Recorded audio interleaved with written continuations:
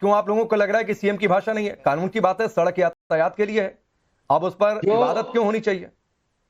जो आप दूसरा तरीका पूछ रहे थे, अनिल सिंह ने बताया नहीं, मैं बताता हूं। दूसरा तरीका प्यार का है।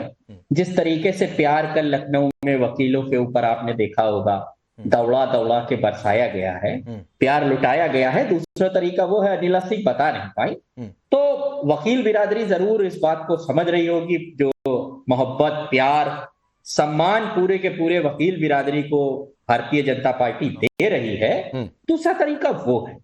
मैं ये पूछना चाहता हूं कि 2019 में सरकार ने ऑर्डर दिया कि सड़कों पे नमाज ना हो, नहीं हो रही, कहां होती है? कब तक उसी पे बात करते रहेंगे साहब? सड़कों पे हो क्या रहा है ना, सड़कों पे बलात्कार हो रहे हैं प्रतिदिन। उत्तर प्रदेश में 9 बलात्कार हो रहे हैं, 2024 की रिपोर्ट एनसीआरबी की। प्रतिदिन सड़कों पे 10 हत्याएं हो रही हैं। ये हो रहा है सड़कों पे, नमाज नहीं हो रही। और सड़कों पे क्या हो रहा है? लोग सड़कों पे सिलेंडर, पेट्रोल, डीजल के लिए लाइन लगा के उत्तर प्रदेश में खड़े हैं। ये सड़कों पे हो रहा है। सड़कों पे कहीं नमाज नहीं हो रही है तो दिखाइए। तो नहीं हो रही है तारिक भाई, तो एक लाइन में कह देते कि नमाज नहीं हो रही है, ऐसे बयान की जरूरत क्या थी? आप बयान नहीं, तो क्या हो रहा है? दूसरी, और आपने खुद कहा कि अनिला सिंह दूसरा तरीका नहीं बता पाई, मैं दूसरा तरीका बता रहा हूं। तो भाई कह देते कि नमाजी नहीं हो रही है, दूसरे तरीके की जरूरत ही नहीं है, बात खत्म हो जाती तारिक भाई। लेकिन आप इतनी आसानी से कहां छोड़ेंगे? आपको तो लग रहा है कि ये तुष्टीकरण का मौका मिला। वकीलों को दौड़ा दौड़ा के लाठी से मारा, ये दूसरा तरीका है। तो भाई ठीक है, आपने कहा कि दूसरा तरीका सरकार का ये होगा। तारिक भाई आप कह रहे हैं कि सड़क पर नमाज हो ही नहीं रही है, तो आप एक लाइन में बोलते कि सीएम योगी का ये बयान ही जरूरी नहीं था, इसलिए कि सड़क पर नमाज नहीं हो रही है। आप तो दूसरे तरीके को परिभाषित करने लगे भाई। नहीं, मैं आपने पूछा था, मैंने इसलिए बताया। अनिला सिंह ने उसका जवाब नहीं दिया कि दूसरा तरीका क्या। अनिला सिंह की बात में तरीका ये है। नहीं तारिक भाई, अनिला सिंह की बात में एक और शब्द था, उन्होंने भजन संध्या का भी नाम लिया कि सड़क पर कोई भजन संध्या नहीं करने लगेगा, लेकिन उधर आपका नहीं गया क्योंकि वो आपके मतलब का नहीं था।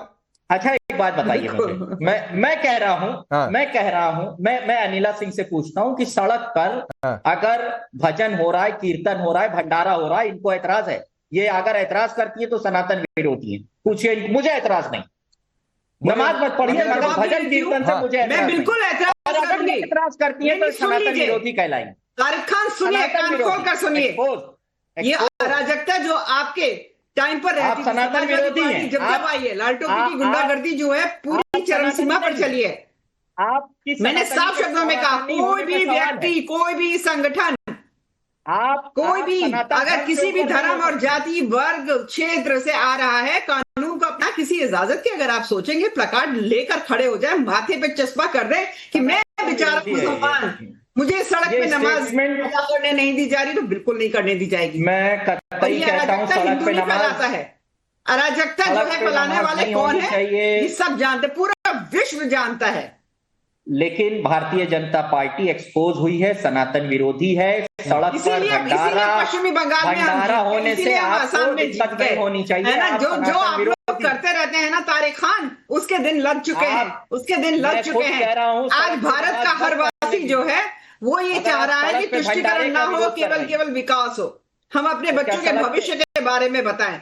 आप लोग केवल तुष्टीकरण, बड़ा मंगल मैं चुनौती देती हूँ, बताइए मुसलमानों के लिए आप लोगों ने क्या क्या किया?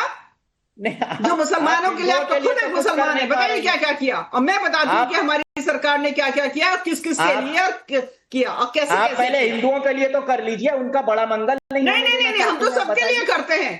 जैसे आप बड़ा मुसलमानों के लिए करते थे, हम तो सबके लिए करते हैं। होगा या नहीं होगा?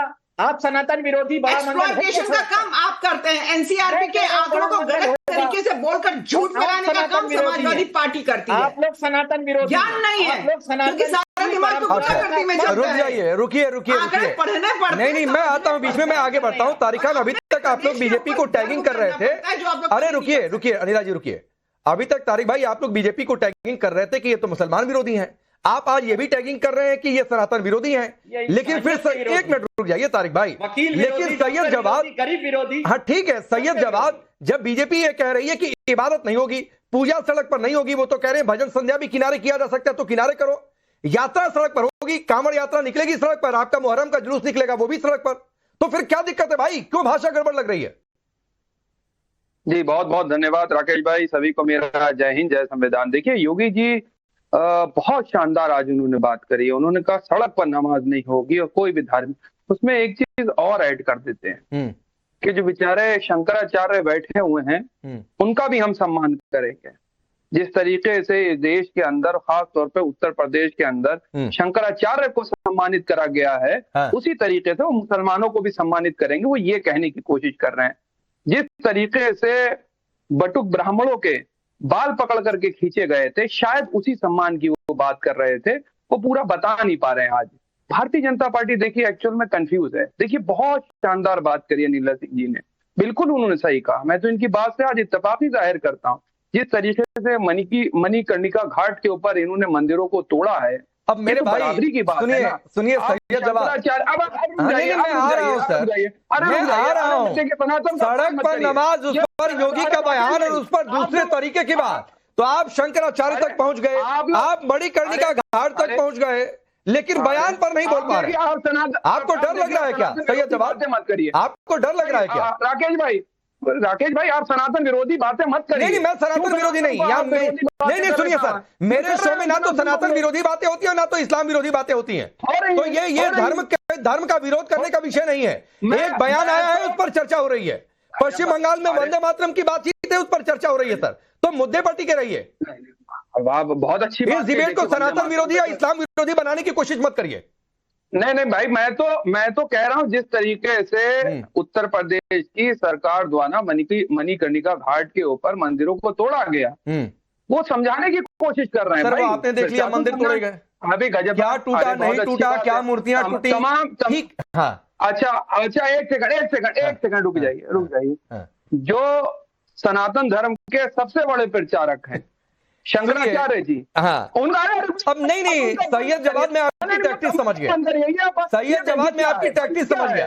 अगर आप देखिए, आज का मुद्दा अलबत्ता ना तो शंकराचार्य है और ना तो मणिकर्णिका है।